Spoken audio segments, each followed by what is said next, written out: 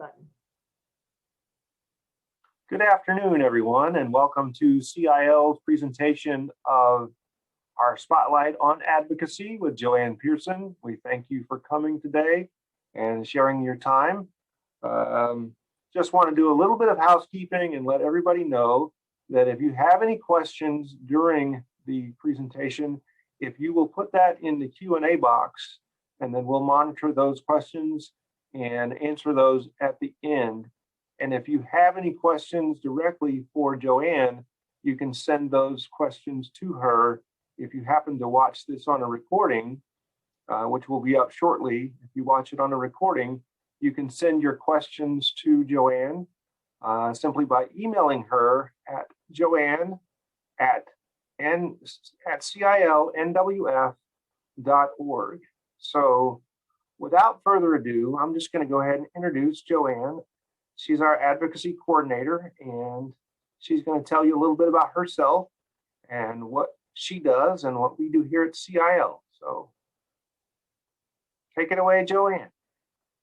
Thanks, Danny. Thanks, everyone, for checking out this short little presentation today.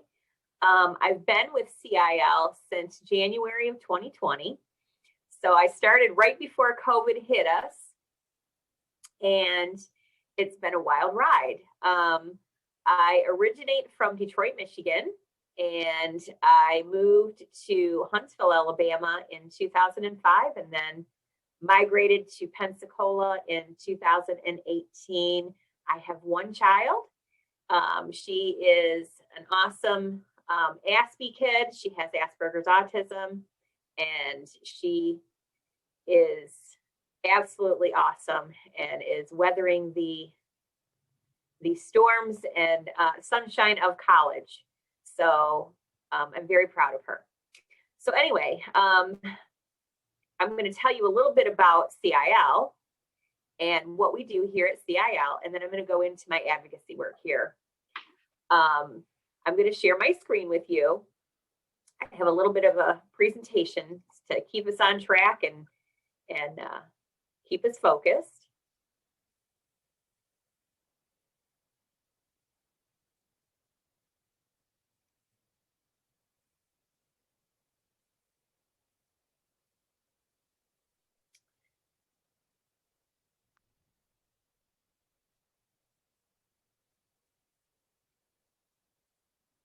Okay. So at CIL, our mission is to promote, educate, facilitate, assist, and advocate with and on behalf of people with disabilities in partnership with their communities to achieve their goals for independence. We serve the counties of Escambia, Santa Rosa, Okaloosa, and Walton counties. And we offer 5 core services here at CIL. Those 5 core services are individual and systems advocacy, information and referral, independent living, skills training, peer counseling and mentoring, and transition services. Other programs and activities that we have include, but are not limited to, assistive technology program through FAST, amplified telephone program through FTRI, equipment loans, which is there's no charge. You can come in and borrow a piece of equipment. Maybe you're waiting for your insurance to cover an item like a wheelchair or a rollator and need something in the interim. We do equipment loans at no charge. We have social and recreational activities that we offer throughout the year. We have different support groups and community education and training. For example, our transition services, transition to employment skills training. And we are regional consultants for all 5 titles of the Americans with Disabilities Act. We are located at 3600 North Pace Boulevard in Pensacola. And you can call 850-595-5566. That's our main number. And you can make an appointment to come in, because currently under the guidelines of the state and the country for COVID, we are not open to the public, but we are taking appointments by phone. And that includes any type of service that you may need. We will do our best to accommodate you through the use of technology and the telephone. Our website is www.CILNWF.org, and you can go there to check out our other webinars and other events that we have that we're offering. And you can also contact us through our website, and we're also located on Facebook, and you can check us out there. So now, what is advocacy? According to the Merriam-Webster Dictionary, advocacy is the act or process of supporting a cause or proposal. So what does CIL advocate for? As the Advocacy Outreach Coordinator here at CIL, I advocate for equal access to all things that fall into the scope of independent living for people with disabilities. It does not matter what your disability is, whether it is mild or severe, or what age you are, or what type of disability it is. If you need assistance with advocacy, I will do my best to see if I can help you. Some of the advocacy examples. We do two types of advocacy here at CIL. And the first one I'm going to talk about is systems advocacy. When somebody says systems advocacy, they're talking about governmental or agency-related advocacy. So what I do is I attend government meetings like Pensacola City Council, Destin City Council. I go to the county commissioner meetings, and I give public comment on some of the things, the decisions that they're thinking about making for the area as it relates to people with disabilities. So maybe a sidewalk needs to be adjusted, or there's new projects coming in like under the Restore Act or under the CRE. We here at CIL try to make sure that we advocate for accessibility for everyone on the front end of things, so that it doesn't cost the city or the county more money to fix it at the end. So I hope that makes sense. I collaborate with leaders to address accessibility on sidewalks, streets, and in buildings. And I try to work closely with transportation leaders to expand access to public transit and paratransit. The other type of advocacy that we do here at CIL is individual advocacy. And that means that I'm working with individuals. So if you call in and need something, that's in individual advocacy. So I might be teaching self-advocacy skills. So if you're needing to be independent, that is the main goal here at CIL, is to help you to be independent, to be able to be in control of your life and not have other people be making decisions for you. So I teach self-advocacy skills. I assist with transition to employment skills, which may include resume tips, how to ask for accommodations, and similar things. I assist parents and students in the IEP process within the school system and the ESE area.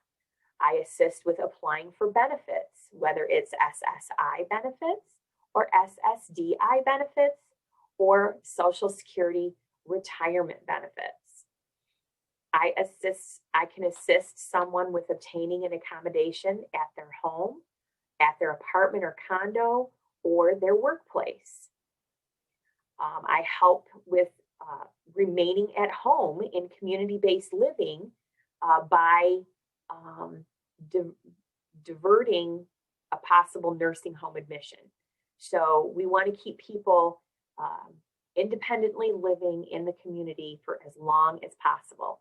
So if you're in a situation where you might want to have your parent or even your child with a disability stay in the community instead of being in a facility, I can try to assist you with making that happen. You just have to call and make an appointment and let me know how I can help.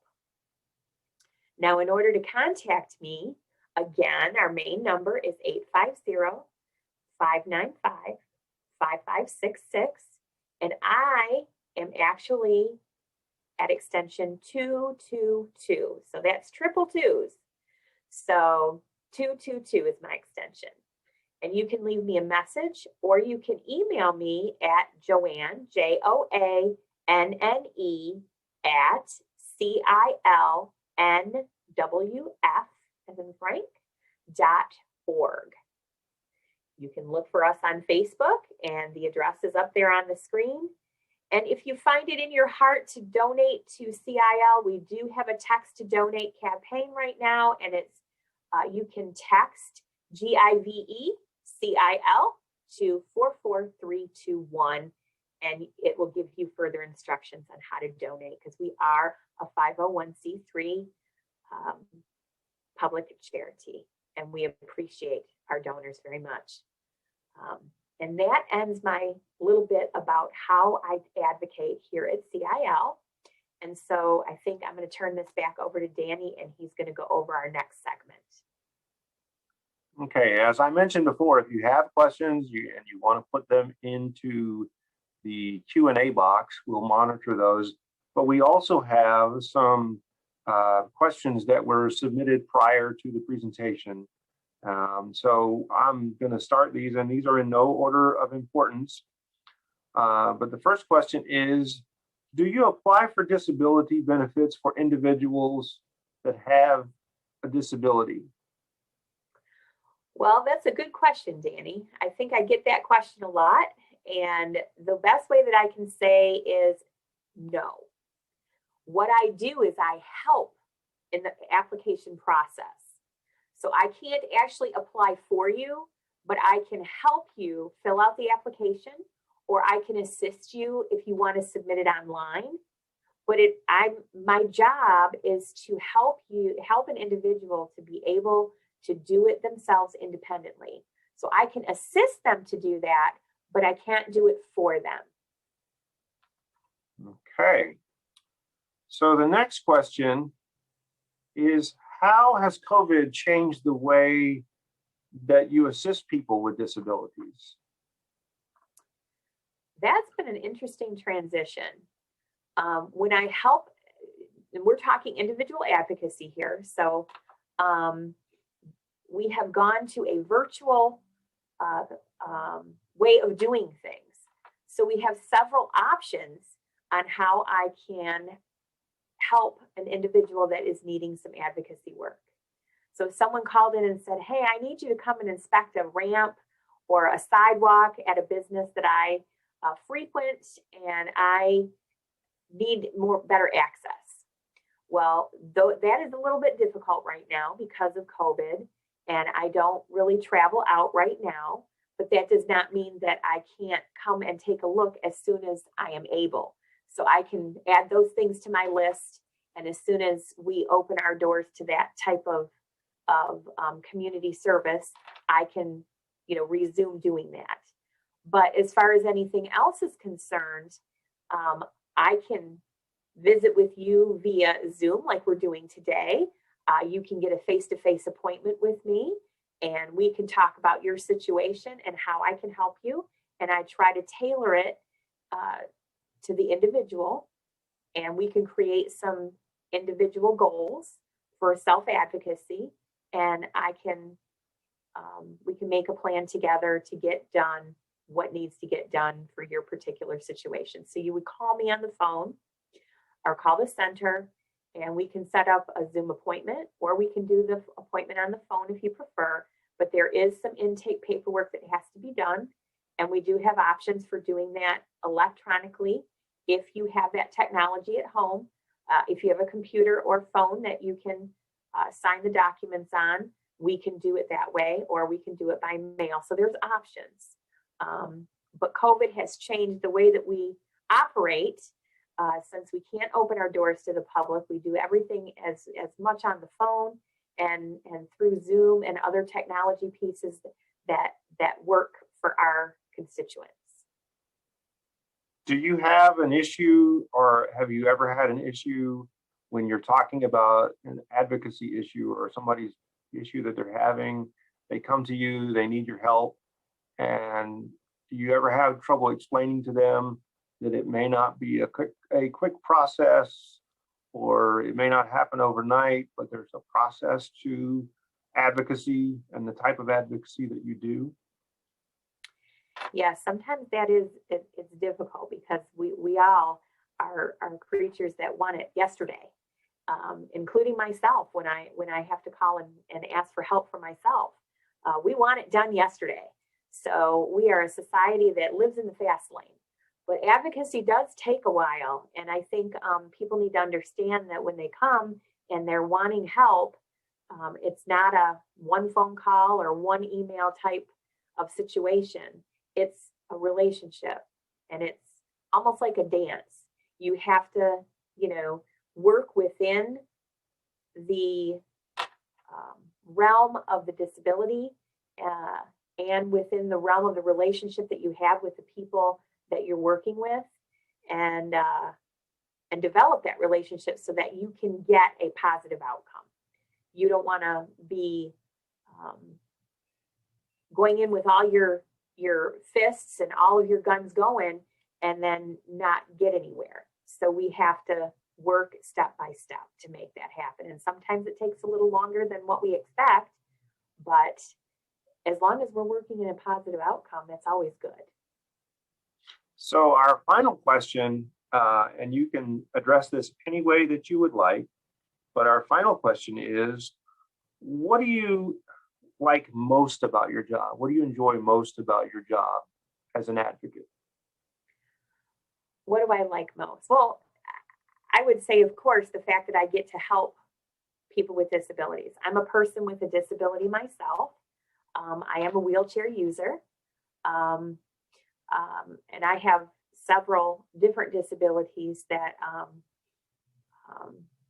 contribute to being in the wheelchair, but it's just the way that I get around.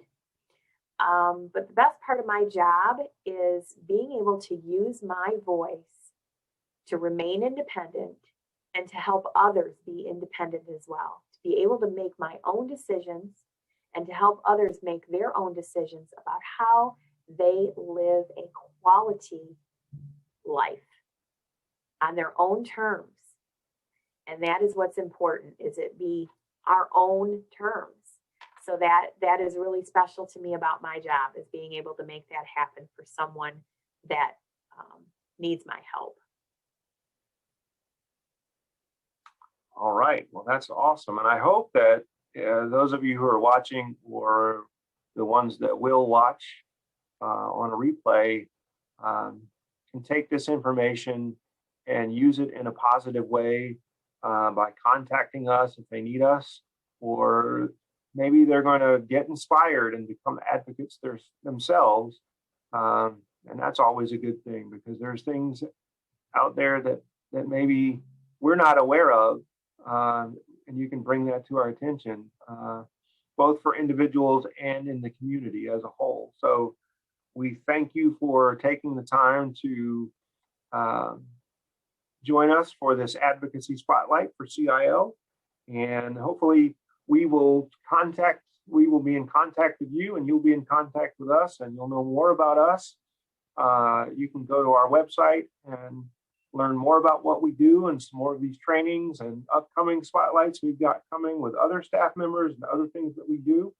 But we just thank you for your time, and we hope that you will become part of the CIL family. Thanks, Danny. Thank you very much. Thank you, everyone.